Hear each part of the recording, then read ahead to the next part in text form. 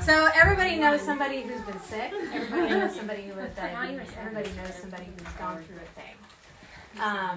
I'm not alone, but this is how I process my experience. I make this art. I think a lot about what it means to suffer and struggle and reckon with a body that wants to misbehave, a body that won't do the things that you want it to. And there was a time where I felt like an 80-year-old woman trapped in a 30-year-old body, and it was very difficult. So all of this work was developed over the last 5 or 6 years as I experienced various hospitalizations, as I tried different medications, and all of this came out of me contemplating what it means to be sick. And I've done a ton of reading. I forgot to include my bibliography. My English teacher would hate me because I have no citations for any of my work, but it's all upstairs in a giant pile. So one of my latest pieces of work is called Sickness is a Place. And it's a series of collages that I created, kind of inspired by a quote from Flannery O'Connor, who was reflecting about how sickness is a place where you travel, and you tend to travel alone. And that, when I first heard that, it stuck with me for a long time. And I thought about how it's a place that we all travel alone, and yet we're all sort of traveling together through it. But each individual landscape gets constructed in its own way. And there's no one map. There's no one set destination. And so I intentionally include maps in these collages because a map doesn't tell you where to go. You have to decide where you're going to go. You have to buy the right map, or you have to ask people the right questions depending on what area you live in. And so the map doesn't tell you where to go, and you can decide where to go, and you can wander around in it, and you can get lost in it. So that's a little bit about that. I'm going to just keep on rambling. Would anybody like to ask me a question so I can have some focus? Which pieces represent that map you're talking about? Okay, so Sickness is a Place. There are a couple of pieces. These large collages here and here, and the one that's back in the corner by the lovely Diane and the plus one. I forgot your name. John. John, thank you. And by the way, round of applause for Ren, who's manning the camera. Oh, God. Yes. Round of applause for David, who's manning the other camera. The real one. Round of applause for Holy Taco, who brought us his food. Round of applause to the husband who puts up with me.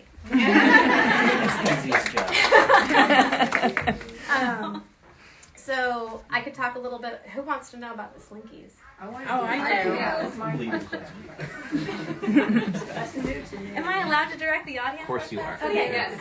Okay. So, who here has ever tangled up a Slinky? You know that feeling, right? So, I became an expert Slinky detangler. I also, for a period of time, would test the amount of time that it would go from, okay, the Slinky is now home, okay, the Slinky is now a problem. Just thinking about, and I was untangling this Slinky, and there's one that was just too far gone, and I'm like, what am I going to do with this? This is metal. Do I take it to metal recycling? Do I just throw it in the garbage? And then I thought, oh man, this thing, even if you untangle it, it's never the same. You just can't, it won't walk down the stairs anymore. It's just going to go, and then you don't want to use it. What was that sound effect again? I'm not doing that again. Please? I'm not doing that again. You guys are getting my back, so I feel like...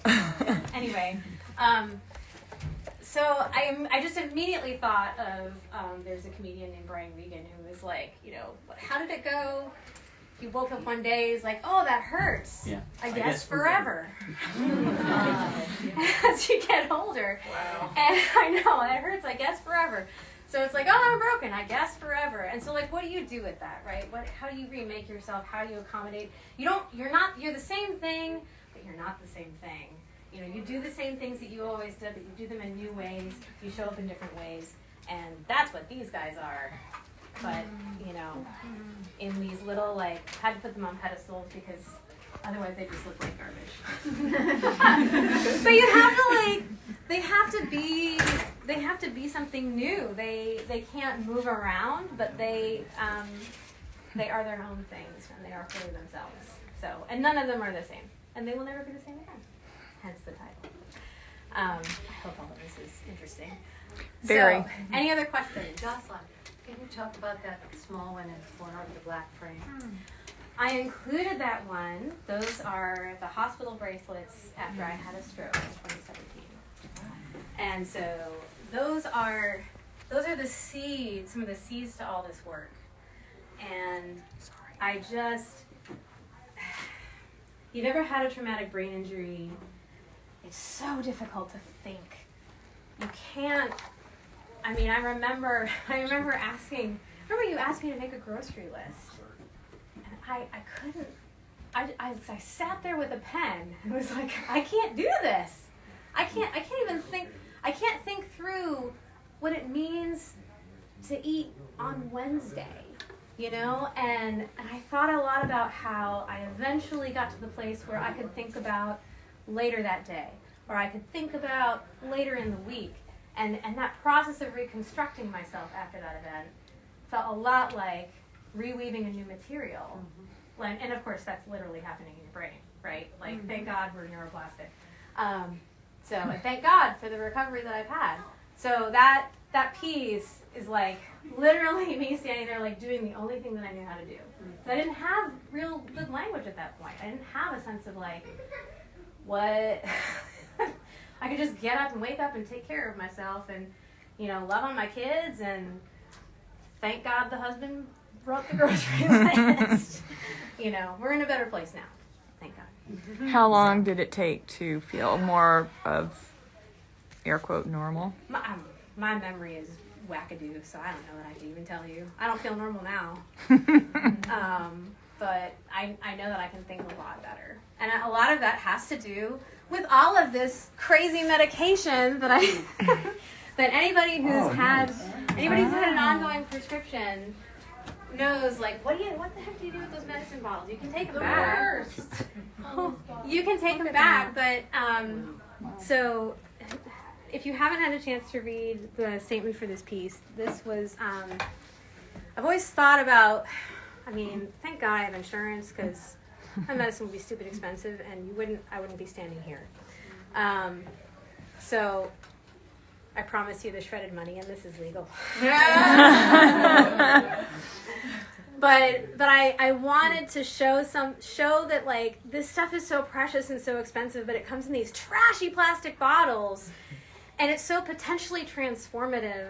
And so, but I also thought about, like, you actually have to take it in order to participate in it. And I don't know why, but the shapes of the bottles reminded me of this curtain that was in my grandma's basement, and that I loved walking through, because it was like, one side is the tool side, the other side is the TV room, and it just was like you could go back and forth between these worlds, and but it wouldn't have meant anything if there wasn't that threshold in between it. And so, like, what does it mean to walk through the threshold of medicine and to experience something different? Now, it could be really awful on the other side. Let's admit that, right? Like, it can go horribly wrong. But if it goes right, it's, like, magical and wonderful. So there's more talking. Yeah. What about the geometry in these pieces? These tops of dodecahedrons. I love shapes. There are some things that I really thought through, and there's some things that just kind of emerge as I do them. And I'm sure that there are some artists in here that can understand that. Like, there's some ideas that come from your head, and you're like, oh, I know exactly what that is. I have this concept in my mind, and I know what it's going to look like, and it comes from the top down. But then there's stuff that just sort of, like, as you're working with a medium, it starts to tell you things, or you start being drawn to one particular type of activity. And I've always loved topography and mountains, and I grew up orienteering in the woods, and so, like, making the connection between something that's on paper or like a diagram of something, or even those cool, like, weird sand things that will, like, change shape for you, like, oh, I love that stuff. And so, like, if I could just spend all day, like, making, like, if I were, like, an 80-year-old man, I would be the one making all the train sets, right? Like, that would probably be the type of thing I would be into. But, yeah, it's connection to childhood too. Like my dad used to make printouts of these icosahedrons and dodecahedrons from his like dot matrix printer, and I cut them out and assemble them and hang them from his ceiling. And and I loved doing it and putting those, and the magic of having a 2-dimensional thing become a 3-dimensional thing, that transformation component, I could do that all the time. So it's so satisfying. So some of these do things that I'm like, That's the good Joyful stuff. experience. good stuff, right? That's why we do this. That's why we do this. So It reminds me a little of my father was a lawyer and hated it. He told us 25 years later. And it's because he said all I ever had was piles of paperwork and I never felt like I finished a thing. And then making a 3-dimensional object is so... yeah. So I don't know how many people heard me talk about the big 3-dimensional installation. You didn't hear it. Okay. So the big installation, all of those are made. I could get really technical about it, but I'm going to try not to. I have to start at the very beginning. So each one is made from a cyanotype print that I've made outside, and all of those prints are made from the weeds that I've pulled from my garden. And I started doing that because like I enjoy the plant materials, I enjoy getting in the dirt, and I liked thinking about how you could arrange the plant shapes and make the exposure on the paper and compose something. But then it started to take on this feeling of like, oh, I'm actually documenting the work that I'm doing to maintain this garden. And this work just continues on and on. Like it's an endless source of making more prints. And so all last summer I made all these prints, because each one was new and unique and different, and it was kind of beautiful. But then it was also kind of terrible to think about all of the work that it takes to maintain a garden and how much it can take over your time. And so this piece is like, it's so beautiful and you kind of want to be inside it. So it's like paradise, but it's actually kind of like a parasite that's eating a number of things all at the same time. So there, I love it when the two contradictory things end up just being the same. You're like, oh, okay.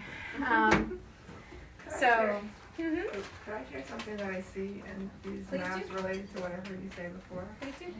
And you can tell me if it makes sense or not. It doesn't have to make sense to me. But it's sort of like the up and down you talk about, how you feel. It has that kind of, all those different levels of that kind of up and down path. Very true. Very true. That's certainly a wonderful interpretation. Well, any other questions? Because I know it's like just about time for the panelist talk. By the way, everybody say hello to Jay. Oh, Jay. Jay is one of our panelists for the evening. Aaron is one for the evening. David is one for the evening. We've got Rebecca hanging out. So we're about to, we'll transition into there. Any other questions? I just wanted to know a little bit about the, and I don't think I read the why, if it matters, about the recipe cards. Oh, yeah. Yeah, so I'm always reaching back to childhood things. So Mom remembers this. The Betty Crocker recipe card library. It was mine. Yes. I gave it to you. You gave it to me and I turned it into art. Cook anything first. I did. Because I remember as a kid going through things, and there's this one section of the recipe card library that's all children's birthdays. And of course, you go there to dream. You go there and you're like, I want the one with all the candy on top. And like you don't care about what you eat, you're just all about feeling good. And so like revisiting that recipe card library with all of the adult troubles and all of the knowledge of like, oh, this will screw you up. It's so tasty. All of that is put into those cards combined with food can heal you. It can hurt you. I don't like behaving. Okay? I genuinely don't. And I've told my family this. It's like I would love to eat all the things. And, you know, I may appear to be virtuous, but it's really just because I will hurt if I don't do things a certain way. So is that virtue? I'm not sure. That was the whole question of A Clockwork Orange, wasn't it? Yep. But yeah, so that, and folded into that is all of like those old like domestic expectations of, let's make this big communal pot of food for the family and sit down, because like I'm also a mother, and so I'm making food for my kids. And I went through this phase where I was like having to make like 2 meals all in one night, and it was super exhausting. And so like I took all of that, those conflicted feelings around food, which I still have and I'm reckoning with. And I know there's tons of other people, it's like, ugh, man, food is complicated. So simple, right? Thank you, Steven, for the fork. So I brought my own dinner. So yeah, food is complicated, and it's so complicated because it's also communal. So, you know, in so many ways, I also feel like very alienated from the things of my childhood because I can't eat that way anymore. But that's also something that happens when you get older, right? So I know we're not all. I know we're not. You know, this ain't totally my show, y'all. You're all a part of this. So those are the. Any other questions about the recipe cards? No, that makes sense. Okay. I like them even more. Okay. Yeah. I've got more upstairs. I'm not sure what to do with them. So. Which also seems to connect to your gardening, like it's all the different facets. Yeah. Thank you. Yeah. Thank you. Any other thoughts or questions?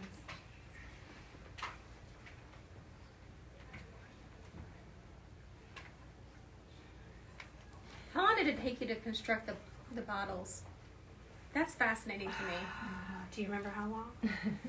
How long it took you to collect them? Construct. Because And then there's I think of you collecting them, you know, Years. taking all that medication is part of you constructing it. That's probably true. Man, that was a long time. Only like a few years. Only a few years. Chimes in the 9-year-old. This is like great. I have like a collective brain situation going on. In terms of like assembly, it probably took me like 3 months to just try. Well, I had to figure out a lot of problems because I didn't know what I was doing. I had the vision in my head, but then I was like, how do I want this to behave? And I tried a couple of different things and failed.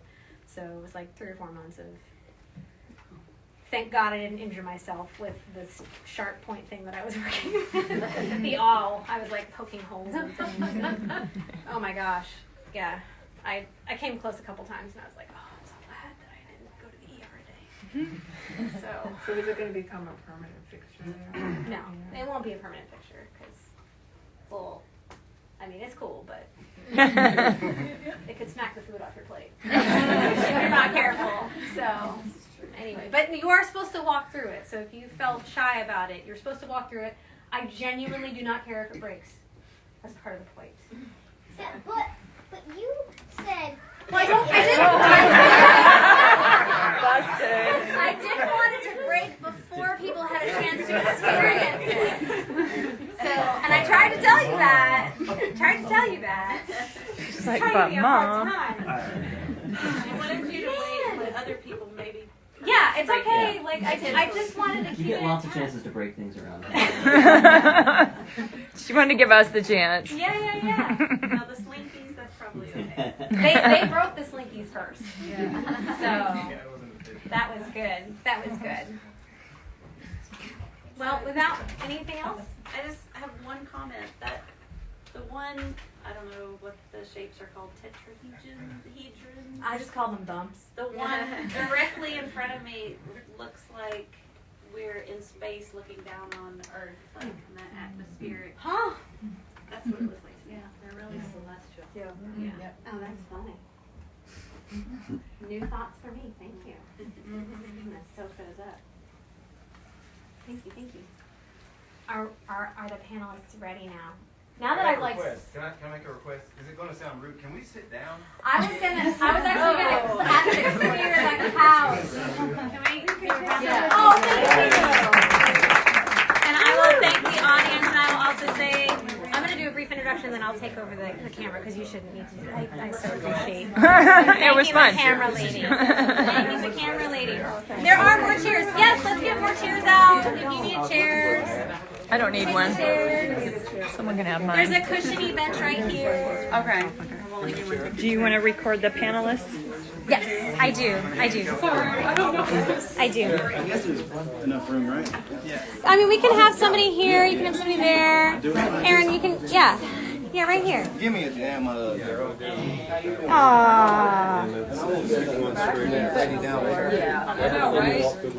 Yeah, you could pop that window. Pop the 2 windows on the side. Great. So, we're going to get situated. This is the... Woo-woo! Is it okay if we sit in front of you? Yeah, go ahead. I will. As long as they work. Go ahead. Yo. Look. You know, you're going to be heard. Yeah, that's what I'm asking. Okay. How real do you want me to get? I don't care about how real. I won't curse. I do want to respect everyone's time, so. That's I'm that good. That's a good reputation. How real you want Right? it. I got a lot to say. I used to not like that, right? I think it's beautiful. I used to think, no. listen, I want to make sure that everybody has a chance to say good, juicy I talked things. myself out of first. Good, going juicy first. things. Well, Oh, come on. Oh, come on. no, I'll go. No, we got It's gonna to be hard. first we got to do the introductions. Yeah, First we got to do the introductions. Okay. So, I'm a Tennessean. okay, so we have Rebecca Freedom.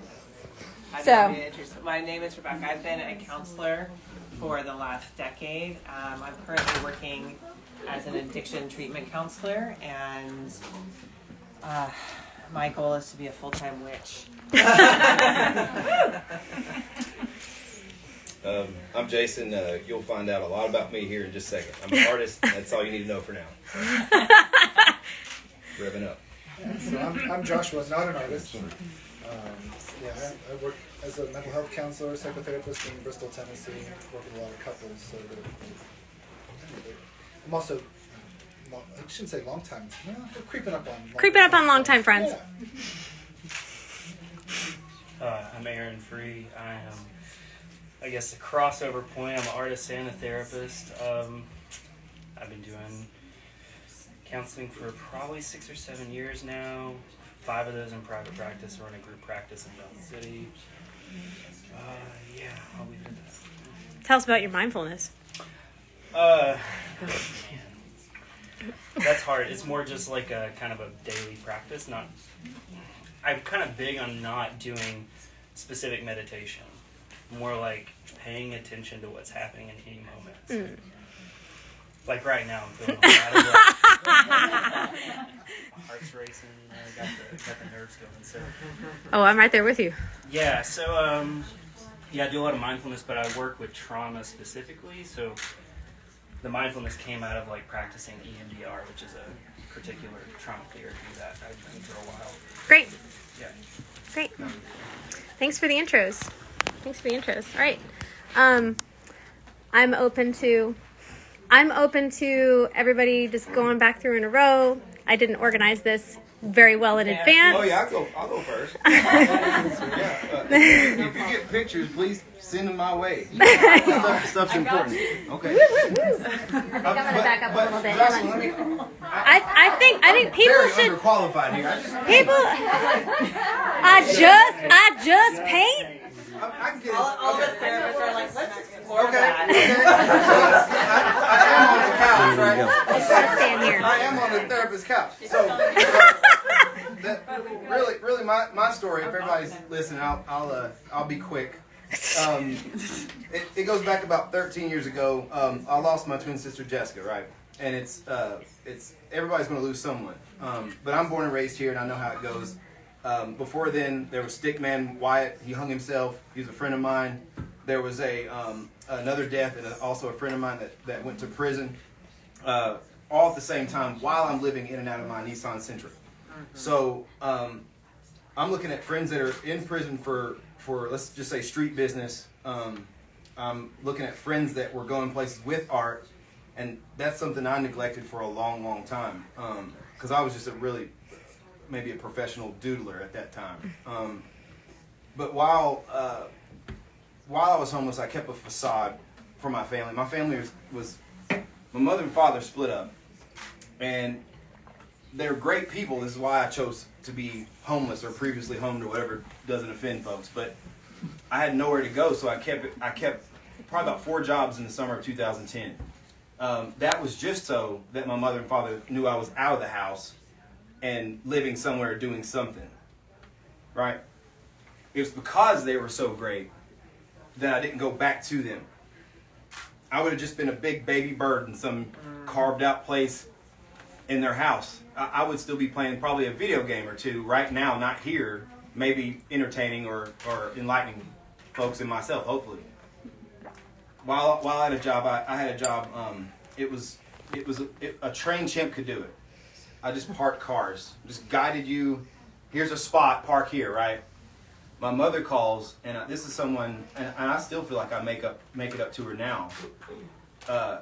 Keep in mind, I didn't let her know that her son, her surviving twin, her firstborn, my 10-minute older twin, had just passed, and I didn't have the heart to let her know that I am 6'1.5", and I live in a car about my size. Mm-hmm. I know how to iron a shirt and still keeping jobs. I'm not a bum. I know how to iron clothes with Dollar Tree Febreze water on a hot July day. And so I'll be frank, and I'm not going to curse, but I was just really, really afraid of being a loser. I didn't know what else to do but stay busy. So my mom calls and says, Jason? I said, yes, Mom, because she had that tone. And she said, I got some news for you. And I thought, well, she's behind me or something. What's going on? I found a house for you. It's about like you. It needs work. What she's saying is right. She said, go get that thing. I lined it up for you. Go knock it out. I signed a year lease. And the reason why the house is important, I wouldn't be here without that house. I was able to become a man, make and clean my own messes, and I did this thing. I went back to something I neglected called art. It let my BS filter become very, very acute. I actually kind of isolated myself from friends that were just hanging out on porches, which is not a bad thing. People need to actually start doing that more. You know, my granddaddy said people don't talk on porches anymore. But I didn't want to keep talking about dreams. And I guess where I fit in here is because I'm not a master at it. I'm still working. You fit in here? Excuse me. Well, everything's still a work in progress, so words like that will creep in, right? But I learned that first, there's not much going on artistically here if you're not in and out of ETSU. And at the time, there's just one gallery downtown. Where are the other artists? I'm around a bunch. Now, sure, they're potheads and all that, but where are they at? I rode my bike to work. I walked to work. I rode in the snow. I wanted to challenge myself because losing my sister was like, I liken it, and pardon me, I liken it to, like a veteran loses their limb and they say they reach down and scratch something to see something's there. And they go, I swear to you, I felt my hand there. That's how my soul felt. That was my life partner. She's all I had. Only thing that understood me, only thing I trusted just is my world stopped spinning. The real world keeps turning. And I cut people off. I probably didn't treat people fairly, but it worked out. And I just started creating like a mad scientist. I just started going, the next time the public sees me, I'm not going to be wasting time. They're not going to see 5 pieces of work. They're going to see 50. And then when they saw 50, they saw 500 after that. And then when they saw 500, I can fill up 5 shows in one day last August 8th. Yeah, you did. So what I am good at and I want to get better at is I'll get real. I'll tell you a story. My parents don't know. Maybe they'll know now if they get on one of these devices, right? I grew up both. I'm exactly what I look like. Black and white, urban, suburban, both sides of the tracks. My dad was never a drinker, a smoker, never kept guns. We always shot guns because we grew up in Mountain City, so we knew all that kind of stuff too. When he remarried, his wife inherited her father's recently deceased father at that time, his gun collection. This is a story I've not even told my parents, so it's really scary. It's not easy to say. But he said, Jay, he said, my wife has got, I won't say her name, but she has these guns under the bed, and just be careful. I had a little sister at the time too, and I'd go babysit. He wanted me to know that they were there, so that way little Tyke doesn't go in there and do something with her. But at the time, I'm so low and lost. I thought that's an easy way out. So I go in that bedroom. This is when, and actually, I don't break in my dad's house. I had a key, so I get in there. And that day was when I put a gun in my mouth. That's a story no one has known. It's really rough to say. I don't think I've said it out loud in that way before. But instantly, whatever's close to instantly, I put that down, and I had it. It was, like I said, it was this quick. I had an appreciation for life. I thought, my mom and dad have to miss my sister Jessica, and she went peacefully in her sleep. They got to now get the surviving twin. He's gonna be a work of art, and clean this mess up. And I had a new appreciation. That's why I dedicate my existence. I got so tired of just existing. I thought, well, maybe I can do something. I may not be the first. I won't settle for last, but maybe I can do something for the self-taughts artistically in Johnson City, or I'll die trying. So maybe that's why I'm not guest, but I guess I fit here. Just being able to turn grief into fuel. It's kind of funny because I look at myself now, and I'm no longer sad because it's taken me 13 years to realize like that ride of being a twin, that is over. It's taken me that long to say that I'm no longer a twin. It was an awesome experience. I am me now. It's taken a long time for me to say that. When you devalue yourself, when your sister, your favorite color is purple because her favorite color is purple. She's the one that signed all my college stuff. I had no idea what that stuff was. I went to school because she went to school, and it chewed me up and spit me out. She was going to graduate that December. See the difference? 10 minutes to 10 years, she was that awesome. But I relied on her. Now when my world stopped, I have to rely on myself. What are you going to do? What are you going to do? Well, I just start simple. I just, take it back to art, and art's been good to me. So I just try to. For those who don't know you, how would you describe your work? Just chaos, random. But I mean, it's my thing too, because I grew up playing sports too. So some of it's competitive. I'm like, well, nobody else is doing that. And then I offer John City like, okay, you guys are talking about diversity. I'm like the walking. I'm like the epitome. Like, use me. Here, give me my flowers too, but I'll give some back. I'll even plant some for you, but use me. I'm here. I know what it's like when someone's instantly not here. So I'm like, okay, like, use me up. I'm here. We enter in one way and we exit in so many others. Just think about that for a minute. We're just born. We enter. But think about how many times you can exit life. Move away, die, disappear, quit. That's what artists do around here. Because that be grateful attitude don't work. You can be grateful, but you also could be ambitious.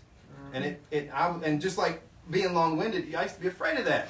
Because I was silent. But now I'm not.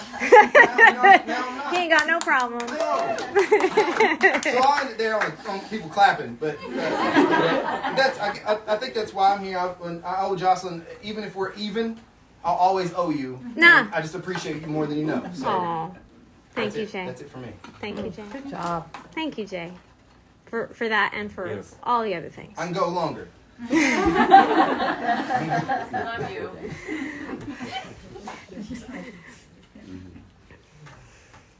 Somebody's got to follow that. Oh, Rebecca got tagged.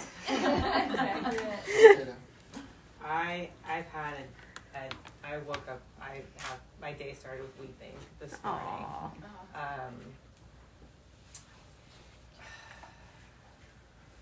So I feel like what is most pertinent, what's alive for me right now, is that my work environment started getting very toxic, and it was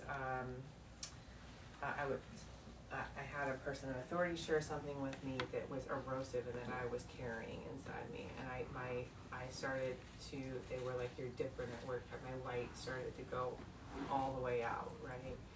And one of my joys at work was to wear outfits. I'd make theme weeks. So I was like, it's Back in Black week, or it's Watermelon week, because I was all like, every day I just did a little bit of meth, and it's still meth. And it just, or DCS took my kids again, and so it's just every day, like, and then there's a particular, and that is not, that to me, people are like, it's really hard to hear that. I go, in regards to, if we're going to talk about art, it's all over this room, everyone's life, everyone's story.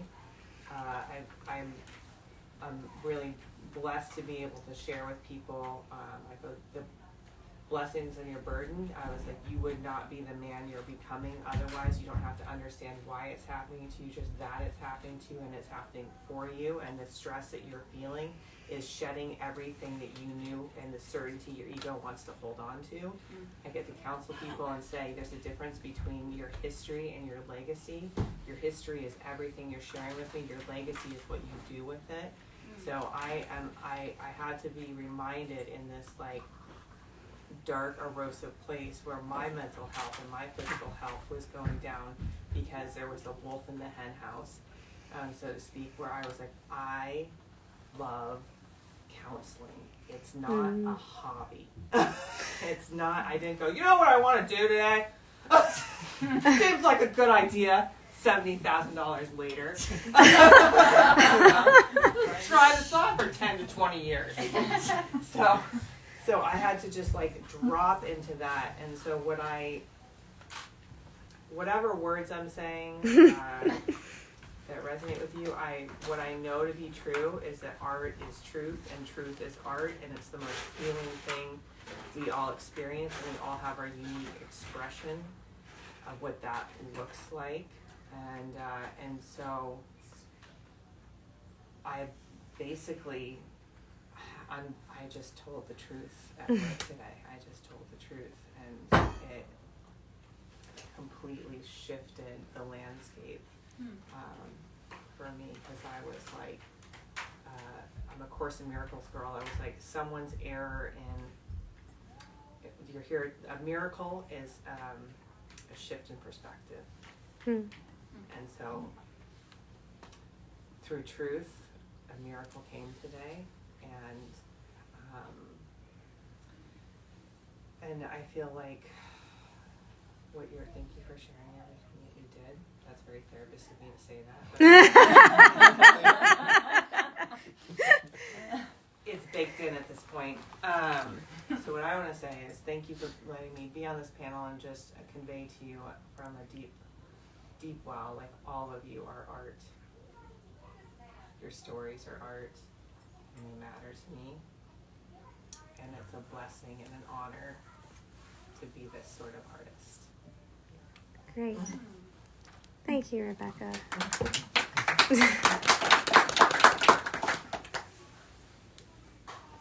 Oh my gosh, it's a standoff.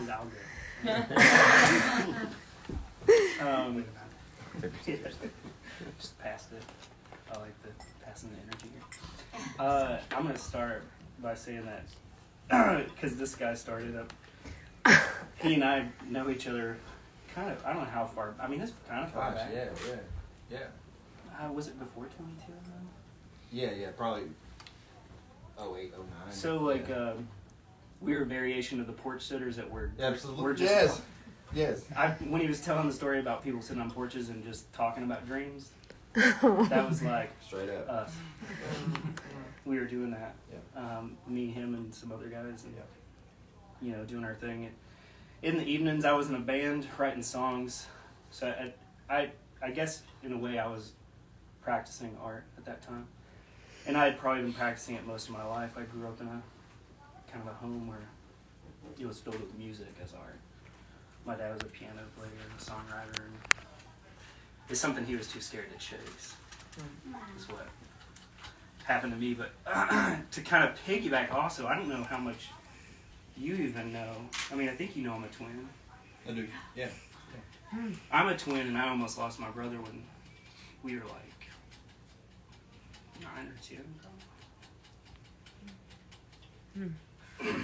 So that part of that like resonates real deep. I didn't lose him, but man, for I don't know how long I dreamed that I did. and those dreams were bad. Yeah, it's okay. Yeah, so I mean, it's like you start life with someone. Start it. Not, and just like we all start life with a mom, right? It's like mom's there too. But I always think about it, and I think about this as like a therapist. Like my nervous system was basically wrapped with his. Man, it was probably the same for you, right? It's like why everything feels like this interesting like connection all the time, and I don't know that it's like how people might talk about twins. Like, I mean, I care about it, and there's still moments where I like worry. Like it's like it was very traumatizing. He had both his lungs collapsed one night because he has asthma. So chronic ill. He's always had asthma ever since I can remember. And we were just laying in bed, bedtime routine. There he goes off to the ER in the ICU. I was like, dang, what am I gonna do? I shared a room with him for 18 years. I grew up in a family like with 5 kids. And 2 sets of twins, actually. It's an interesting story. Anomalies, right? You shared a room for 9 years. Yeah. Similar story. Athletes and artists. None of them will call themselves artists. None of them. It's not the word you use in the house, right? You don't say, I'm an artist. How dare you? Right? Yeah, they're like, you better go work at 9 to 5. That's what I think. Yeah, I got that message early on. But yeah, I want to piggyback off of grief, because I think like that's really like what I don't know how many people in here like that create. I imagine everyone in a way, whether you identify it or not. But I don't know that I have made anything that wasn't energy that came out of that. Of course, it started for me early, but I don't know that anybody. And it's weird because it's almost like grief is transformative. Like you said, perspective is a miracle. And this is strange, but also like grief gives perspective. And it's hard to look at that, but it's so true. It's like I would love to go through life without grief. But also, I don't know who I am without it. I mean, none of us do. We're all tied together with grief. Right.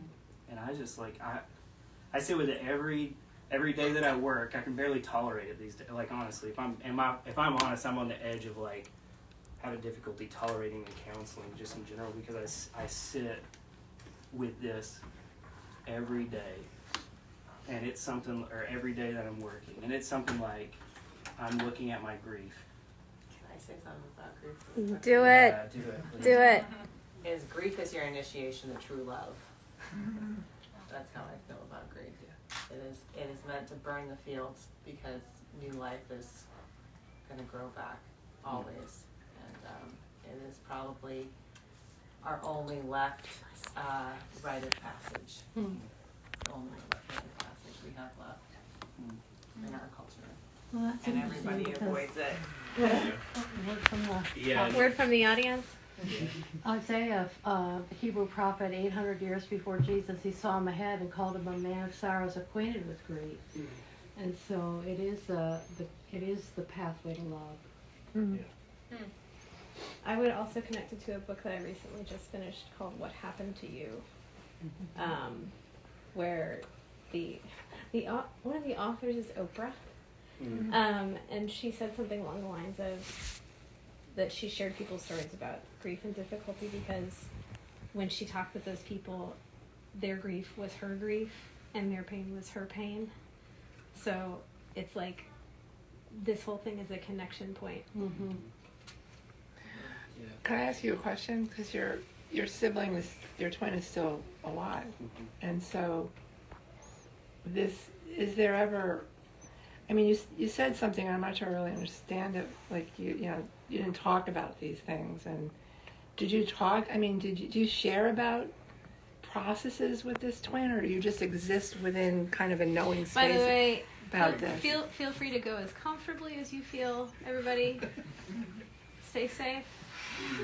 yourself. If that's an okay question to ask. Take your space. And I mean, I also am thinking a lot about my brother-in-law who was. I said something a few minutes ago about you were in the womb for 9 months with the twin, because my brother-in-law was with a twin who died at day 3, and he has a lot of confusion about it. Yeah, I bet. So yeah, I'm say a couple things. One is the last time I'll try to talk to him every once in a while about like stuff like this, because I went this like I veered into this space that there's maybe one other person in my family that will really go into these spaces with me. I'm the type of person that will try to drag you into this space so that I feel like safe, right? This is like it's the connecting piece for me. If you'll go there, I know it's like we can be here. You can say whatever now. I can say whatever now. This is like the zone, right? So this is like probably a lot of the reasons I ended up in like counseling in general. But no, he won't really talk a whole lot of this stuff. He'll usually like just get quiet. Well, he'll start going and he'll be like, yeah, he just won't respond. But like to respond to the it's more like 10 months in the womb. And yeah, like, right. I mean, and then I'll tell you a story that I only recently uncovered, and this is because you go through to get trained in doing like EMDR. I got trained by a particular place that we do like attachment theory style EMDR, which has to do with like all the stuff that's ever happened in your life. Really, I mean, you don't uncover it all, but. Any volunteers? No, I'm just kidding. Oh, jeez. It's really interesting. So like I'm in this training. And I'm like, this is the type of therapy. I was working in community mental health, and it was like, I tried to ask him to send me this training, because everything I encountered, I was working at Frontier, and everything I encountered was like trauma. That's my perspective somehow was there. I was like, this person has experienced stuff that whatever we're doing is not really like getting close to. I can give them all the tools in the book, and nothing is moving. And so I felt like there was just something missing. So I was like, what's missing? I started doing my own research, and I found a training I wanted to go to, and they didn't have the resources to send me. So then I stopped and go into private practice and send myself, right? And this is because this is the type of person I am. I'm gonna pursue. If I get it here, I'm gonna go for it. And you could put hurdles in my way, and I'm just gonna go, or I'm gonna jump right over it. I mean, I'm an athlete, man. I will make myself figure out how to get through it. And so I get trained, and at the training, this memory surfaces that I don't know how you can remember these things. But this memory, I'm imagining it's a culmination of stories of what I was told and what's actually true. But I was a twin, and I was born C-section, and my brother was pulled first. And that reminds me of the same fear I had whenever he almost died. It's like sudden isolation. Like just, I'm totally alone now. Like it didn't matter that how many people were surrounding me. That didn't matter. It was that system that had been with me the whole time was suddenly not there. Is that? I know it makes sense to you, right? I know it makes sense. Right there. And it's like sudden, and so that. Absolutely. I was asked a question about grief, and it was something like, when did it start? And I was like, the first time the world did not appear the way it was, what I assumed it to be. Sure. Right? The first time that happened, I really believe that I started grieving when I was born. And that's big. So then I've been like that, like I have this experience where I'm pretty sure I love everybody. Right? Not in a fake way. Like I like really do. Like if I ever get to know most of y'all, I'll be like, I love you. And I really do, and I mean it. I'm not like it. I don't say it lightly. I mean it, and that's most people don't take me up on that offer. What does that mean? It's like, are you gonna ask me for favors? Try, see what happens. Right? If I can do it, I'll make it happen. I have your number. Yeah, you do. Hey, Aaron, I just asked you for a favor. That's why you're sitting right here. Yeah, and I was like, yes, Jocelyn, I will do that. I appreciate that so. I would love to sit with those people, you know? Like, I knew Jay, but I never met you two, but already it's like, here we are. Here we are. The best of friends talking about grief together. New friends! So, anyways, hopefully that answered your question. Thanks, yeah. Gave you a little bit more of my story and how I became, that's how I became an artist, really. I came into the world, like, seeing the experience of what we might call suffering, right? That we all kind of experience. And pass the buck to you. I probably should have held on to the potato. I'm going to find the through line in art and working out our grief.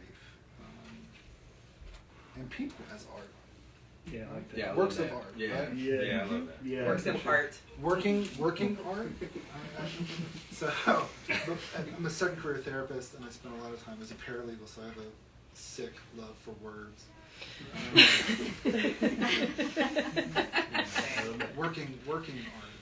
Like I'm working out my grief, and that's there's an aspect, Jocelyn, that I really appreciate of, right?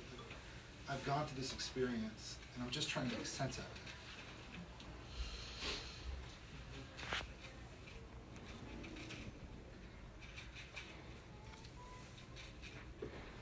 And it's strange for me because like I've seen you go through it, right? So what was hidden is now manifest, right? It's this phenomenon. It's on the walls. It reaches out. Right? You can walk through it. Isn't it cool? You know, the associations and the linkages, the stitching, right, of the past, your childhood. Whoever it was that noticed like the decahedrons, I do see them as rather like heavenly and pressing in. You know, even the wings. I mean, but it's reverse. It's inverse perspective, right? The vanishing point is me.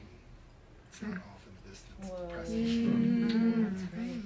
And you know, I guess my stance on grief is it's the river on which everything flows. Like all of the life is in development and loss. It's love, persevering. It's ridden. It's just soaked in meaning. And we neglect often like what's called disenfranchised grief. I see this a lot in my practice. We have so many dreams and hopes, loves and experiences. We're talking about things that our heart holds, and they've died. And we feel guilt. Okay, there goes Rebecca. We don't have a way. We don't, right? We talk about rites of passage. Like, we don't have a funeral. It wouldn't make any, it's like, well, it was just, you wanted to be a baseball player when you grow older. But how many people get stuck when a dream dies? A lot. We don't have a place for it. We haven't worked it out. I just love the fact that I'm sitting between two guys that used to sit on a porch and dream. Right? And life went on, and it was like, well, we're not going to dream about it anymore. We're going to put it into reality. Yeah, it's not perfect. Maybe it wasn't exactly what the dream was, but you're pressing, right? You're growing. Your works of art. You're working art.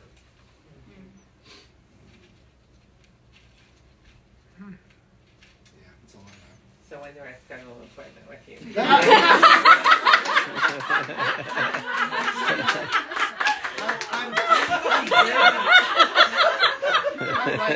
I'm here. I like but I'm with you, right? The compassion, like, you sit in rooms with people long enough, and it gets heavy. There's a fatigue. There's a weight. You will pay a cost. It's not free. I was having a conversation about this recently because it's always coming up for me. So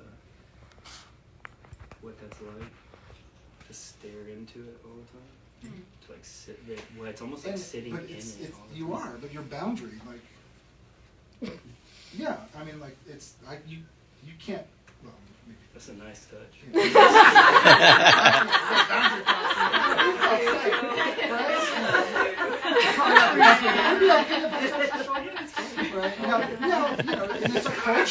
I love Sue Johnson. I'm a motion focused guy. Sue touches clients all the time. She's just like touching knees and touching feet, and, being very human. But then as practice is generally taught, like, no, don't touch your clients, and certainly don't tell them you love them. Unless they say it first, then get on. Can I get that? I'm likely to say I love you. There's a lot of things I'm like, can I do the thing that I was doing, bring it back to healing? That was the kind of intentional or something like that.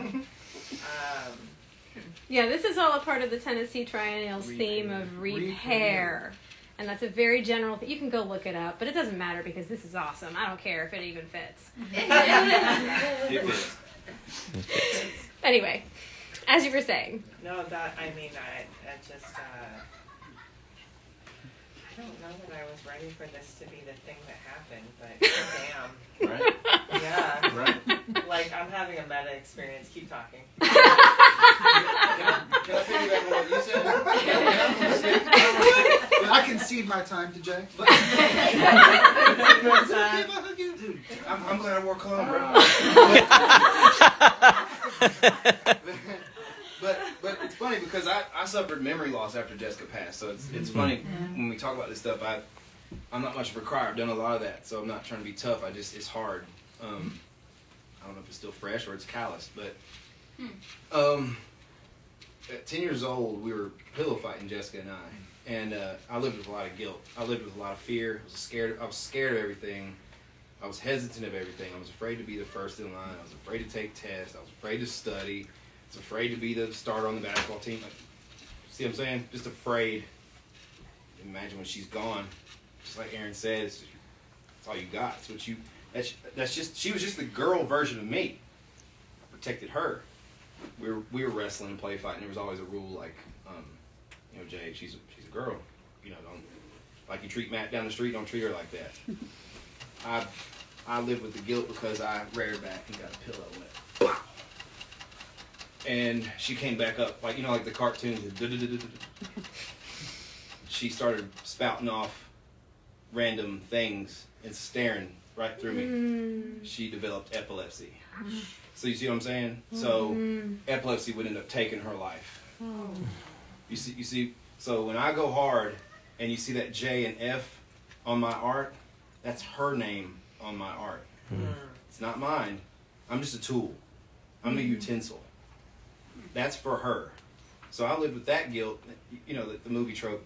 I never got to say goodbye. I didn't get to say hello, goodbye. I saw her on a Monday. She died Friday, May 7th, 2010. So all these unresolved things in Miss Project, hello. You don't think about it. You absolutely think you will live forever together. You'll be buried together if that's a thought at all. I actually used to write in her cards, I wish I had it, not you. So she died. I kid you not. It was just ambient noise, as horrible as it is, but it was a Forensic Files episode. It was just TV was just on. I was up late at night painting, and it said something like SUDEP. Anybody heard of SUDEP? No. Sudden unexplained death of or for epilepsy or whatever. Oh yeah. I was like, but that's what it was. And my mom is such an awesome lady. She didn't want her son to know that unless he asked, and that's what it was. She died because she tried to regulate her. So I do fit in this show. She tried to regulate her medicine. She was graduating. She was doing just fine without it, so she says. But her brain is like, I need that to function. So she laid her pretty head down and never woke up. And so things happen. She was found dead in an apartment. So we have to find who was the last people there. It was this whole crime. It was a whole big thing. People stole from her. So it was all this stuff. It's all this trauma. It's all this weird stuff. And we grew up, like I said, we grew up tough too. But this was a whole nother ball game, losing all I cared about. And even shortly after my sister passing, I didn't really care for myself. I cared for her when she was living, and so you can imagine when she's gone. I had to make something, quite literally make something to have value. So I'm actually that's actually the steps I'm making now. It's like I want to give to Johnson City. I want to affect these kids in a positive way, because I believe there's art has not existed in this town the way it has right now ever. And you can walk by galleries and see artists hanging on walls and working. We're actually touchable. We're actually accessible. You can follow us now. You can sit on a couch with some fine people and talk about things. It used to be so closeted when I was coming up. So if anything, I look at my 8-year-old self and is like, I got you. Let's go. Let's do this. That's all. I promise. Thank you, Jay. For now. Thank you, Jay. How many modalities did you guys spot within the last 5 minutes? I was going to say one thing really quickly. Well, I would say, like, yeah, do we have questions from the audience? And Hillary can start us off. Not a question. I was just going to make a quick comment when you guys were joking and holding his shoulder and talking about touch and therapy. I had an amazing moment. I've had the same primary care doctor since we moved to Marshall in 2017. Fast forward almost 6 years, and I went to see her just for an appointment about something maybe 4 months ago or so, and got up to leave, and she was like, well, so good to see you, Hillary, and then gave me a hug. And I was like, a doctor? My doctor just gave me a hug. I mean, there's a reason I love this place, and she has that in her being anyway, and it's a holistic, they're Western trained, they can give antibiotics and all of it, so they're normal doctors, but also try to approach things from non-Western medicine first. So the place has a little bit of that progressive vibe already, but the fact that I ended a regular old doctor's appointment with a hug was mind-blowing. And you knew they must have had conversations about it, ethical conversations, and because they didn't do that before. So I was really curious how they arrived at that's an okay thing to do, and thank goodness. It's changed my day. Science. They prove it by science. I mean, yeah, there's science there's around that. a crazy amount of studies dealing with human touch, but even going back, I'm thinking of like the 70s, Virginia Satir, who's pretty in our world well-known family therapist.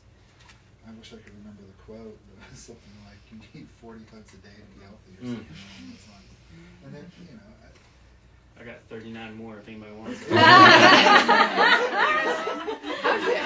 are 40 people in here, right? There were 40 people that RSVP'd. There were 39 RSVPs. All right, don't walk out without your hug. I give them out. For any of you who are interested, I went to I experienced with a woman who started out as a massage therapist person, and she started to study at the Jungian Institute, to become, more of a counselor therapist. And so I was one of her clients, and so I'm on this table doing this body work, and there's this connection to dream and the body and the touch and the part of the body. And I mean, my art is kind of in and out of this, like, what's the dream and what's the reality, and very connected to the body. And you might not know it's connected to my body when you look at my image, but it's just like a lot what Jocelyn is talking about too. But I thought that was a pretty phenomenal experience, because it was all these different parts of my body. And the Jungian Institute, something to look into if anybody's interested.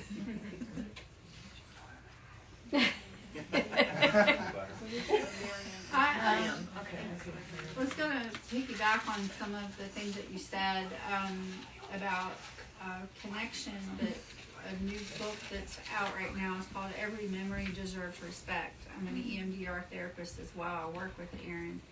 And what they talk about in that book, it's written by a client and then another, not his therapist. And they talk about attunement and how much the attunement between him and his therapist was more healing than the whole process. It's finally trusting someone. I'm doing expressive arts groups right now for some of my clients that have experienced trauma and domestic violence and childhood trauma and stuff, and it's extremely healing. I mean, the stuff that comes out of art is just it's just amazing. It's just stuff that you wouldn't like. It's the Jungian kind of stuff going on, a lot of shadow work, and it's very, very powerful. I'd like to say one last thing, since I know people like dreams are dead. That's it for you. And I was like, It's okay, you make more. Clearly stand-ups in my future. No, I'm just kidding. Compassion fatigue was my aha moment when I'm like in the middle of this, and I go, I know there's the Johnson City we have where there's a group of helpers doing helpers, but I started to think, what if there was a whole center that was just for teachers and people that are going through compassion fatigue, and it was like all nonverbal healing, right? Wow. Like, all like somatic movement, the artwork, right? All of these different things. So, dream revived. That one's still alive. So I want. Is it okay if I bring it home? Yes. Yeah. Okay, bring it home. I wanted to share a little bit about something that only recently came to my understanding about why I started this gallery. Part of it was pandemic rage. And a frustration that there were not a lot of independent opportunities for artists to just like, I mean, we have a pioneer in our midst with Dick Nelson here who has hosted emerging artists for years upon years upon years. So I was actually, Dick, you may not know this, but I was partly inspired to start this gallery because you and Kate did a little tour during the pandemic of your gallery and your personal collection. And that was such a lifeline. It was by so the way. like Seeing it you all felt like dressed it up. felt like a love letter. It was. It was beautiful, and so I was like, I want more of that. And I folded that into this project, and it occurred to me just today, as I was last minute submitting a grant application, that this gallery is a part of my art practice. It's a part of my healing because I was craving community and connection. And the thing that frustrates me about regular galleries is that we don't get to sit and talk to each other about the cool things. Yeah. Like you walk up to and it's nice and it's wonderful and people sell work and there's a purpose for it, right? But like I'm in it for this. Mm-hmm. And so if I can just do this more, it feeds me. Mm-hmm. And so that like there was somebody who was asking me like, why do you bother with this? And I'm like, I can't stop. Like this is why, because this gallery, like, you cannot heal without connection. Mm-hmm. You cannot heal without connection. In order to heal, and in order to not feel alone, you have to make that connection to somebody. And it's like, I don't care if you don't like my art. I really don't. I'm just glad you're here. Mm-hmm. I really am. Like, I'm glad you're eating my food. I'm glad you're here. I'm glad for whoever comes through because I see that this can be a way for me to heal individually, but then everybody else gets to make connections. It's like a win-win-win-win-win-win-win, and it's a no-brainer. So this gallery is a part of my art practice. I've written it into a grant application, so let's pray it actually. Let's pray I get it. But it's that like these connection spaces let those things echo out, or at least that's part of it. That's not like, that's not how, I didn't think that way back in, but it's only now that I'm seeing this and I'm actually putting my work on display. And my work is in the space that I made because I needed connection, and I wanted other people to be seen and and have their stories seen so they could make the connections, because it is so important to do that. So that's my speech. Mm-hmm. This is my gallery. I want to do more of this next year. So yeah, let's do this. Woo! Thank you.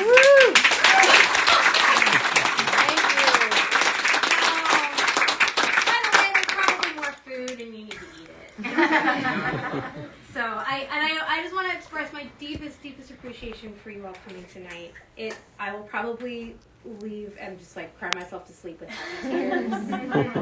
So each and every one of you has either you're showing up just now and you don't know me from Adam and you're like, what is this? Or you've seen me for a long time and you've seen me go through stuff, or I don't know, very recently, and I really truly appreciate it because each one of you has given me a dose of ketone juice. That's great. Thank you. And the Thank art you. is stunning. It is. Yeah. All of it. Thank you. Thank you. Thank you. And it's enriched by really, I mean, we don't need you to talk about it to have it be enriching, but it's enriched even more by hearing what you share. Well, let's give a round of applause for the panelists.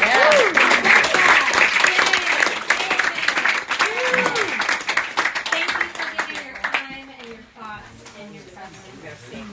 Thank you. Yes, I'll take a picture of you. I may forget one day. My brain will scramble. Yes. Thank you, everybody. Okay. Let's see. 1, 2, 3. And then just like a million. That's great. I'll get your information. I got some right over here. Maybe we can Me too.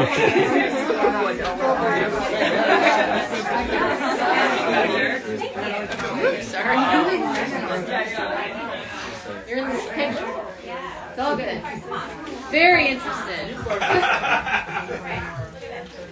So interested. I've always liked this corner. So do you own a gallery in the area? We're from Marshall. I'm in the room that I was. It's an hour. It's exactly an hour. Isn't she terrific? Yeah. It's not like, Isn't she bring my I do put it out in my heart. So it is good to get out. I'd rather just know. I've seen you give that. Yeah. You can hear that. Bye, everybody. Let's hit the end live and da da da da da, and then hit save it. You still there? No. All right. I think I turned it up. Nope, you didn't. Whoop. Thank you, everybody.